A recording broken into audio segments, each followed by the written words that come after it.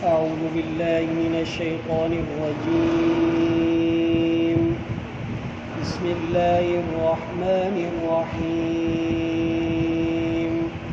يا أيها الذين آمنوا اتقوا الله وابتغوا إليه الوسيلة وجاهدوا في سبيله لعلكم تفلحون.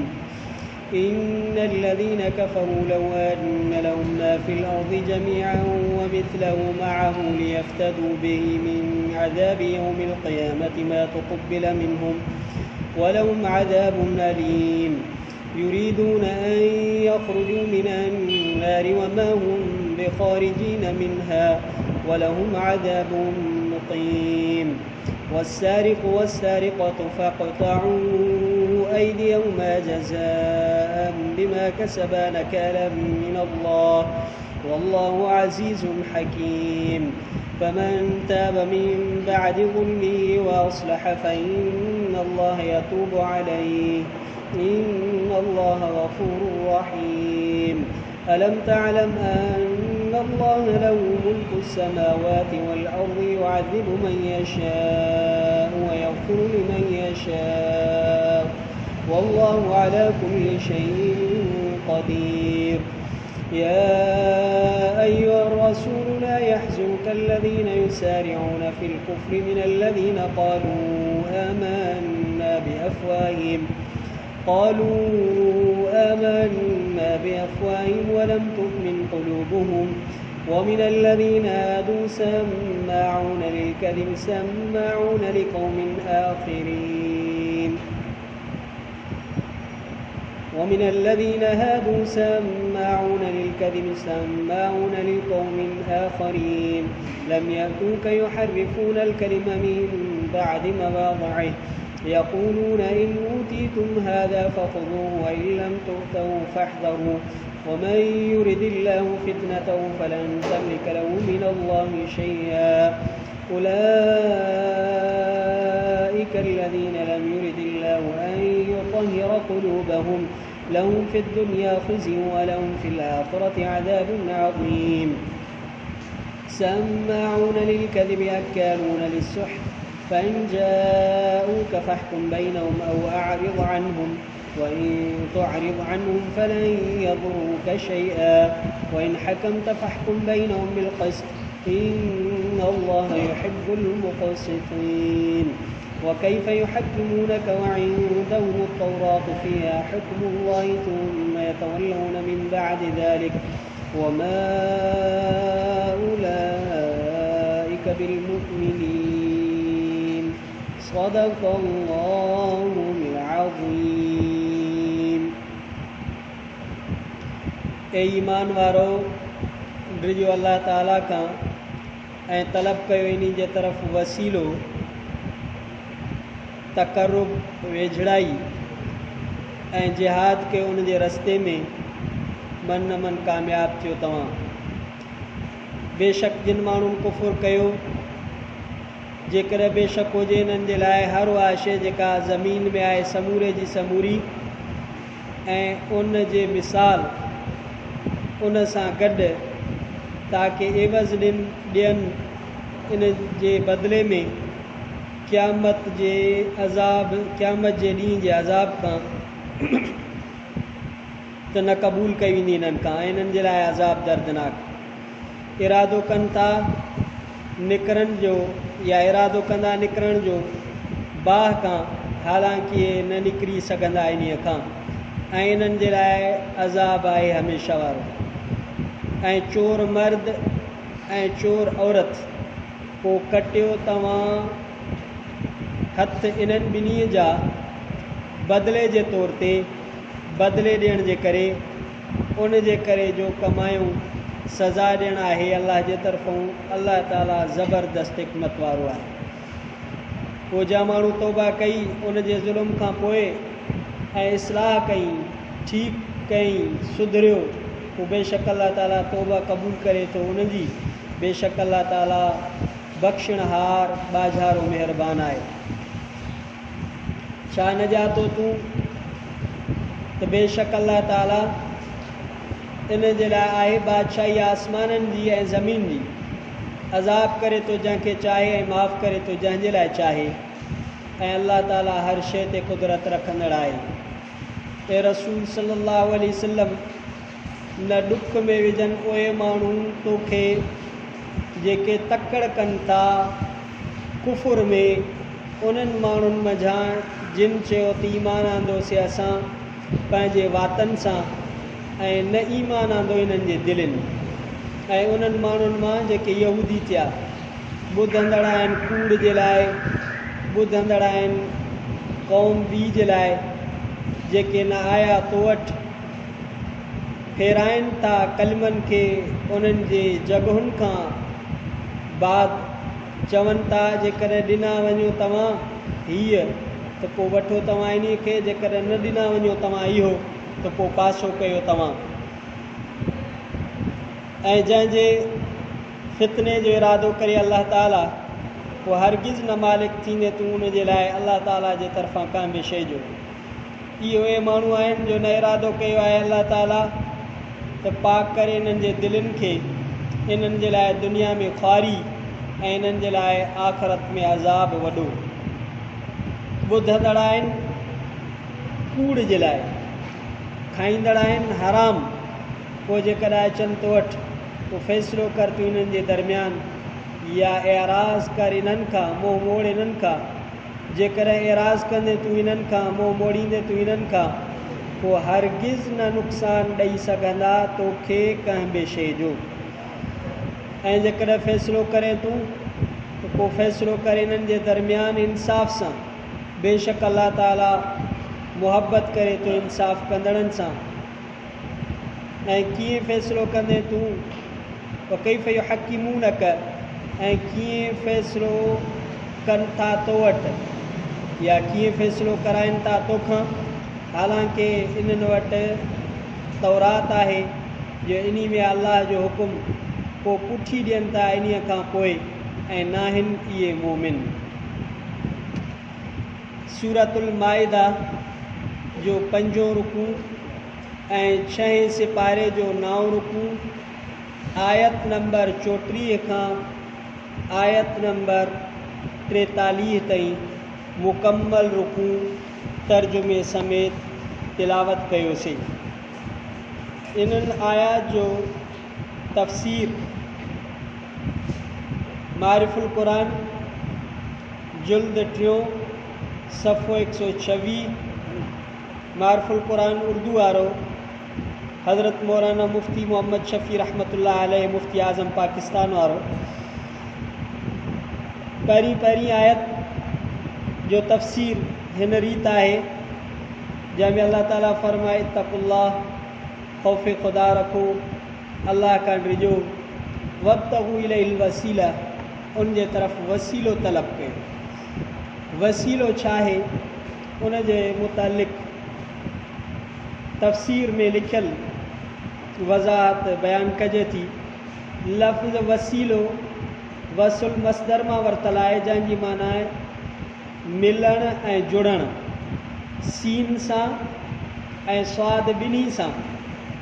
वसलुन स्वाद सां बि ईंदो आहे, वसलुन सीन सां बि ईंदो आहे, तक़रीबन हिक ई माना में ईंदा आहिनि।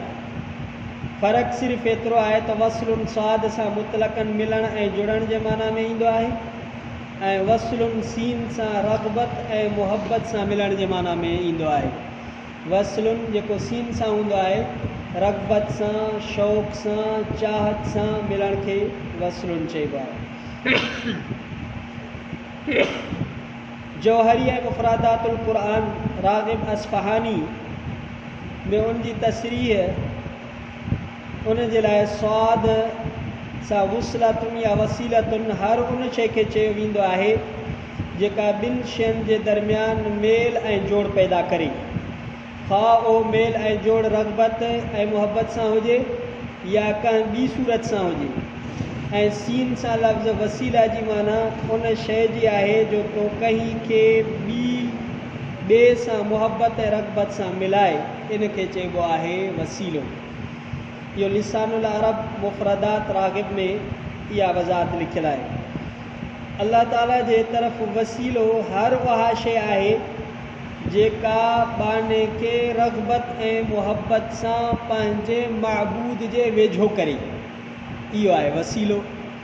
इन जे लाइ सलफ़ सालिहीन सहाबा ताबईन इन आयत में वसीले जी तफ़सीर कई आहे ताअत, क़ुर्बत, ईमान, अमल सालिह सां। त माना वसीलो तलब कयो माना फर्माबरदारी कयो, वसीलो तलब कयो माना अल्लाह जी क़ुर्बत हासिल कयो, वसीलो तलब कयो माना ईमान आणियो, वसीलो तलब कयो माना आमाल सालिहा कयो। बरिवायत हाकिम हज़रत हुज़ैफ़ा रज़ियल्लाहु ताला अन्हु फरमाए तो वसीले मां मुराद क़ुर्बत, इताअत ऐं इब्न जरीर हज़रत अत्ता, मुजाहिद, हसन बसरी वग़ैरह खां बि इहो ई नक़ुल कयो आहे। इब्न जरीर वग़ैरह हज़रत कतादा खां इन आयत जो तफ़सीर ही नक़ुल कयो आहे तक़र्रबू इलैहि बिताअतिही वल अमल बिमा युर्दी, अल्लाह जे तरफ़ तक़र्रुब हासिल कयो उन जे फर्माबरदारी ऐं रज़ामंदी जे कमनि सां। ऐं उन आयत जे तफ़सीर जो ख़ुलासो इहो आहे त अल्लाह ताला जो क़ुर्ब तलाश कयो बज़रिए ईमान ऐं अमल सालिह जी, उन वसीले जी इहा माना आहे।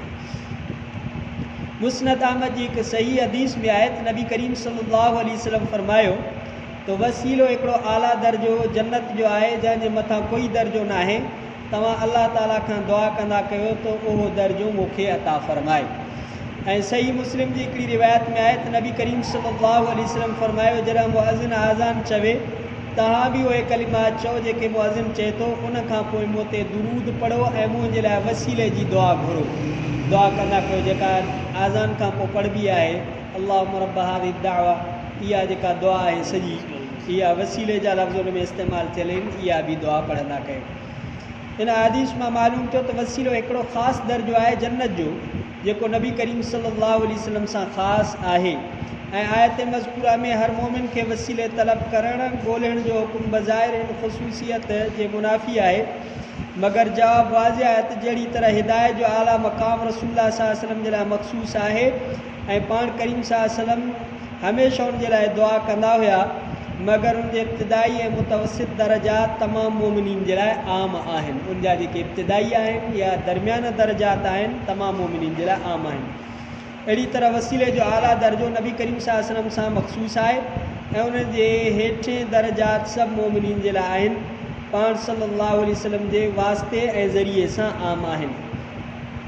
हज़रत मुजद्दिद अल्फ़सानी रहमतुल्लाह अलैह पंहिंजे मकतूबात में ऐं काज़ी सनाउल्लाह पानीपती तफ़सीर मज़हरी में इन ते मुतनब्बे फ़रमाए त लफ़्ज़ वसीले में मुहबत ऐं रग़बत जो मफ़हूम शामिल हुजण सां इन तरफ़ इशारो आहे त वसीले जे दर्जात में तरक्की अल्लाह ताला ऐं उन जे रसूल सल्लल्लाहु अलैहि वसल्लम जी मुहबत ते मौक़ूफ़ आहे। जॾहिं अल्लाह ऐं अल्लाह जे रसूल सां माण्हू खे मुहबत हूंदी त इहे दर्जात हासिल थींदा। मुहबत पैदा थींदी आहे इत्तिबाए सुन्नत सां, माना नबी साईं जे ताबेदारी जेतिरी सुन्नत जी ताबेदारी कबी ओतिरी मुहबत पैदा थींदी, छो त अल्लाह ताला जो इरशाद आहे फत्तबिऊनी युहब्बिबकुमुल्लाह। जेतिरी कोई इबादत, मामलात, अखलाक, मुआशरत ऐं ज़िंदगी जे तमामु शोबनि में नबी सल्लल्लाहु अलैहि वसल्लम जे सुन्नत जो इत्तिबा कंदो एतिरो ई अल्लाह ताला जी मुहबत उनखे हासिल थींदी, उहो ख़ुदि अल्लाह ताला वटि महबूब थी वेंदो। जेतिरी ज़्यादा मुहबत वधंदी ओतिरो ई अल्लाह जो क़ुर्ब हासिल थींदो। लफ़्ज़ वसीले जी लुग़वी तशरीह ऐं सहाबा ताबईन जी तफ़सीर मां जॾहिं इहो मालूम थियो हर उहा शइ जेका अल्लाह जे रज़ा ऐं क़ुर्ब जो ज़रियो थिए उहो इंसान जे लाइ अल्लाह ताला जे क़रीब हुजण जो वसीलो आहे।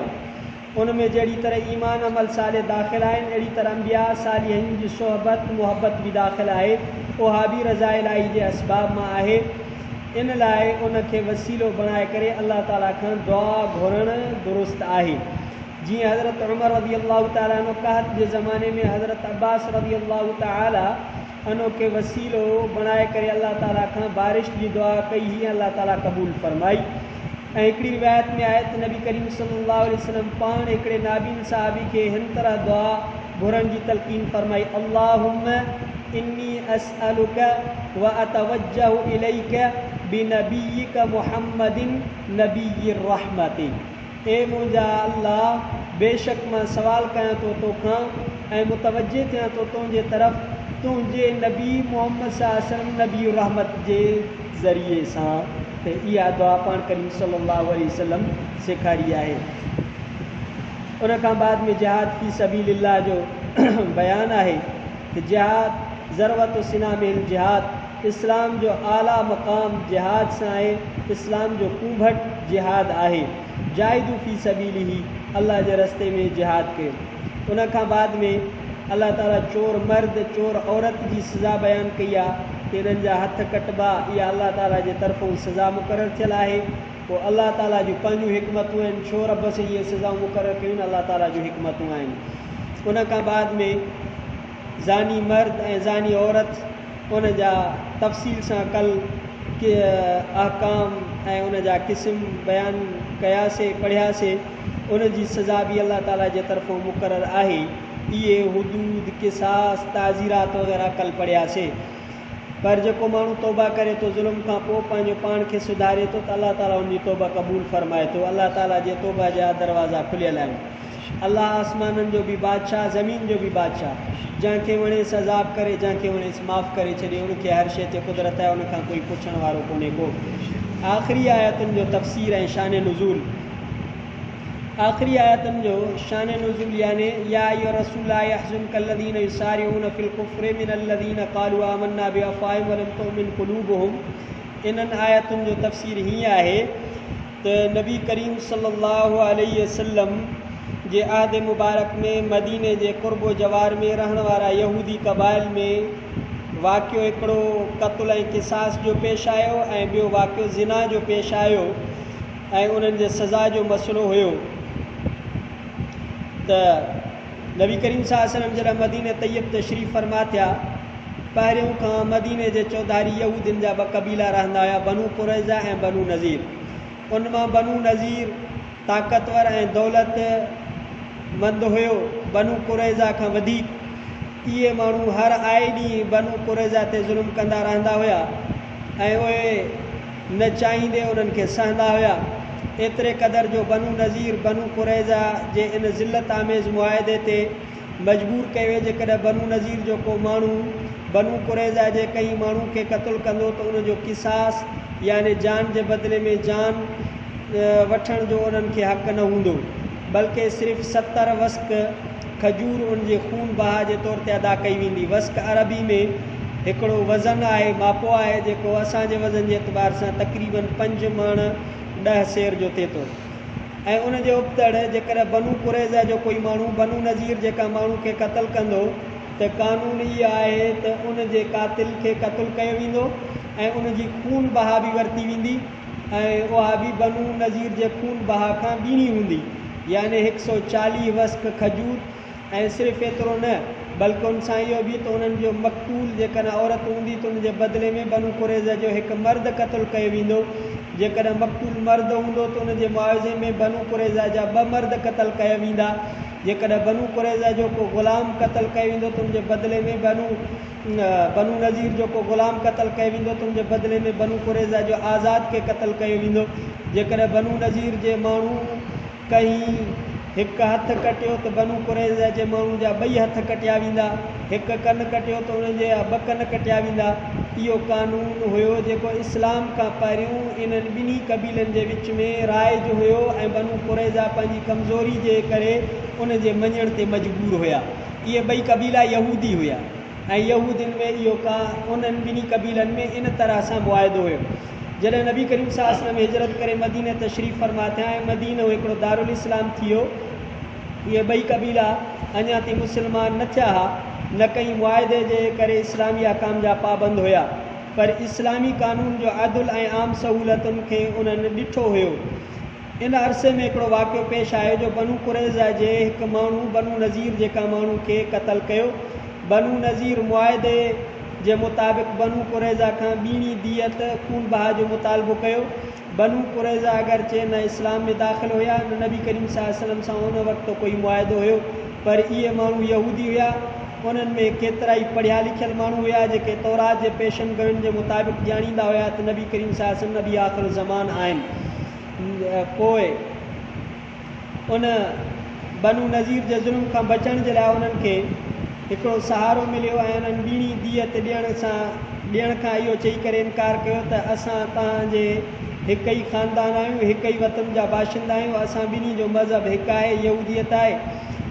ऐं जेको आहे ग़ैर मुनसिफ़ाना मामिलो जेको अॼु ताईं तव्हां ज़बरदस्ती सां असांजे कमज़ोरी जे करे कंदा आहियो, असांखे इहो पसंदि न आहे।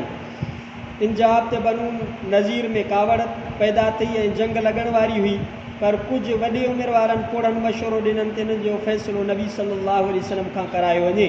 पोइ बनू कुरैज़ा इहो ॼाणनि पिया त नबी सल्लल्लाहु अलैहि वसल्लम बनू नज़ीर जे ज़ुल्म खे बरक़रार न रखंदा। पोइ वरी नबी सल्लल्लाहु अलैहि वसल्लम वटि उन हिकिड़ी साज़िश कई त नबी सल्लल्लाहु अलैहि वसल्लम वटि इहो मुक़दमो मोकिलियऊं, पर अहिड़ा माण्हू मोकिलियूं जेको उन जा यहूदी हूंदा पर मुनाफ़िक़ाना तौर ते इस्लाम जो इज़हार कंदा, नबी सल्लल्लाहु अलैहि वसल्लम वटि वञनि। जेकॾहिं फ़ैसिलो असांजे हक़ में आहे त पोइ मञिबो, नबी सल्लल्लाहु अलैहि वसल्लम खां इंदियो ऐं नज़रियो मालूम कनि। जेकॾहिं असांजे हक़ में न आहे त पोइ असां न मञंदासीं। हिकिड़ो वाक़ियो इहो हुयो। ॿियो वाक़ियो हुयो ज़िना जो, त बग़वीन खे नकुल कयो आहे। ख़ैबर जे यहूदियुनि में हिकिड़ो वाक़ियो पेश आयो। तौरात जे मुक़रर सज़ा जे मुआफ़िक़ इन्हनि ॿिन्ही खे संसार करणु लाज़िम हुयो, पर उहे ॿई ज़ानी मर्द ऐं औरत वॾे ख़ानदान जा हुया ऐं उन्हनि चयो त हाणे शहज़ादा आहिनि, इन्हनि खे सज़ा कीअं ॾियूं, इन में नरमी कयूं। थी सघे थो त इस्लाम में इन जी का हल्की फुल्की सज़ा हुजे। पोइ उन्हनि इन्हनि ॿिन्ही ज़ानियुनि खे बि मोकिलियो, पंहिंजा सरदार बि मोकिलिया। का बिन अशरफ वग़ैरह जो वफ़द उन्हनि खे वठी नबी सल्लल्लाहु अलैहि वसल्लम वटि विया। पोइ चयूं त जेकॾहिं नबी सल्लल्लाहु अलैहि वसल्लम वटि बि इहा ई सज़ा आहे त पोइ न मञंदासीं, जेकॾहिं हल्की फुल्की सज़ा आहे त पोइ असां मञंदासीं। पोइ जिब्रील अमीन अलैहिस्सलातु वस्सलाम नबी सल्लल्लाहु अलैहि वसल्लम वटि वही खणी आयो। पोइ नबी सल्लल्लाहु अलैहि वसल्लम उन्हनि खे इहो ई फ़ैसिलो ॿुधायो त इन्हनि खे संसार कबो। पोइ नबी सल्लल्लाहु अलैहि वसल्लम वटि इन्हनि इनकार कयो मञण खां। पोइ नबी सल्लल्लाहु अलैहि वसल्लम उन्हनि खे फ़रमायो त इब्न सूरिया जेको फदक में रहंदो आहे, अछे रंग जो आहे, हिकिड़ी अख खां माज़ूर आहे, उन्हनि समूरनि इक़रार कयो त उलमा यहूद में रूए ज़मीन ते उन खां वॾो कोई आलिम न आहे। साईं जन फ़रमायो उनखे वठी अचो। पोइ जॾहिं उनखे वठी आया, पोइ नबी सल्लल्लाहु अलैहि वसल्लम उनखे कसम ॾिनो त ॿुधा तौरात जो छा हुकुम आहे। पोइ उन चयो उन ज़ात जो कसम आहे जंहिंजो कसम तव्हां मूंखे ॾिनो आहे, जेकॾहिं कसम न ॾियो हा ऐं मूंखे इहो ख़तरो न हुजे हा त ग़लति ॻाल्हि करण जे सूरत में तौरात मूंखे साड़े छॾींदो। इहा हक़ीक़त ज़ाहिर न कयां हा, पर हक़ीक़त इहा आहे त इस्लाम जे जेको हुकुम संसार जो आहे, तौरात में बि इहो ई हुकुम आहे। पोइ पर इहो आहे त हाणे असांजे ॿिनि शहज़ादनि खां इहो ज़िना थी वई आहे, तंहिंजे करे असां चऊं पिया उन्हनि खां हल्की फुल्की सज़ा ॾियूं। उन्हनि जे मुक़ाबले में ॿ ग़रीब यहूदी आहिनि जेके उन्हनि खां ज़िना थी वई आहे ऐं उन्हनि खे संसार करण जी सज़ा ॾियनि था। पर उन्हनि जा जेके आहिनि माण्हू उहे चवनि था जेकॾहिं तव्हांखे कानून जारी करिणो आहे त पोइ शहज़ादनि ते बि साॻियो ई कानून जारी कयो, न त असां कानून जारी न करणु ॾींदासीं। तंहिंजे करे असां इहा आयासीं त का इस्लाम में का नबी सल्लल्लाहु अलैहि वसल्लम वटि तकफ़ीफ़ हुजे। पोइ नबी सल्लल्लाहु अलैहि वसल्लम उन्हनि खे ॿुधायो त इन जी सज़ा उहा ई आहे जेका तौरात में आहे, संसार। माना कानून जो फ़र्क़ु उन ज़माने खां हलंदो अचे थो त ग़रीब जे लाइ हिकिड़ो कानून, अमीर जे लाइ हिकिड़ो कानून। तेसि ताणी जेको आहे रुकू पूरो थियो। इंशा अल्लाह ताला ज़िंदगी रही त वरी आईंदा रुकू सुभाणे तिलावत कंदासीं। रब्बना आतिना फ़िद दुनिया हसनतन व फ़िल आख़िरति हसनतन व क़िना अज़ाबन्नार। सल्लल्लाहु तआला अला ख़ैरि ला इलाहा इल्लल्लाह।